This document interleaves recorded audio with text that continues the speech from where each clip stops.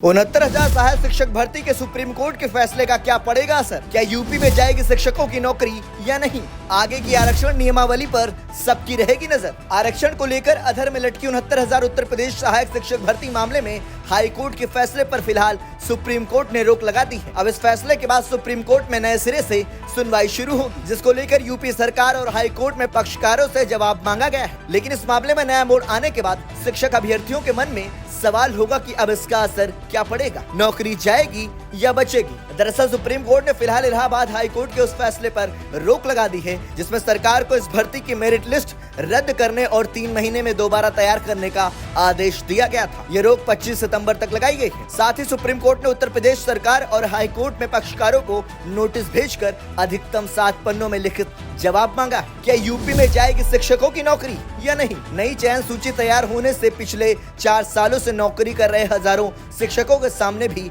असमंजस की स्थिति है, क्योंकि इलाहाबाद हाई कोर्ट ने आरक्षण को लेकर 69,000 सहायक शिक्षकों की मौजूदा सूची को गलत मानते हुए मेरिट सूची को रद्द कर दिया। कोर्ट ने उत्तर प्रदेश सरकार को 3 महीने के अंदर नई मेरिट लिस्ट तैयार करने का आदेश दिया था। इसमें आरक्षण के नियमों और बेसिक शिक्षा नियमावली के तहत आदेश दिए गए। इसका सीधा असर सामान्य वर्ग पर पड़ने की आशंका है। आगे की आरक्षण नियमावली पर रहेगी सबकी नजर। अब सुप्रीम कोर्ट द्वारा मेरिट लिस्ट पर रोक लगाने के बाद सामान्य वर्ग के चयनित उम्मीदवारों के मन में उम्मीद जग गई, जिन्हें नई मेरिट लिस्ट से बाहर निकाले जाने का डर सता रहा था। लेकिन अभी इस पर अंतिम फैसले पर पहुंचना मुश्किल है, क्योंकि हाई कोर्ट की तरह अगर पक्षकार सुप्रीम कोर्ट में भी पुरानी मेरिट लिस्ट को गलत ठहरा देते हैं तो उन शिक्षकों पर गाज गिर सकती है। वहीं दूसरी ओर अगर सुप्रीम कोर्ट यूपी सहायक शिक्षक भर्ती में आरक्षण नियमावली से संतुष्ट नहीं होता तो किसी को डरने की जरूरत नहीं है, चयनित उम्मीदवारों की नौकरी बच जाएगी। इलाहाबाद हाई कोर्ट ने शिक्षकों की नौकरी पर क्या कहा था? हालांकि नौकरी जाने या न जाने वाली बात पर इलाहाबाद हाई कोर्ट ने मौजूदा सत्र में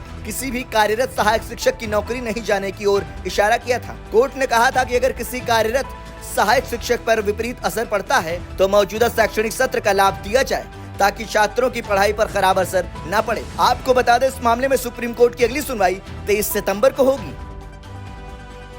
ब्यूरो रिपोर्ट, संदेश वाहक।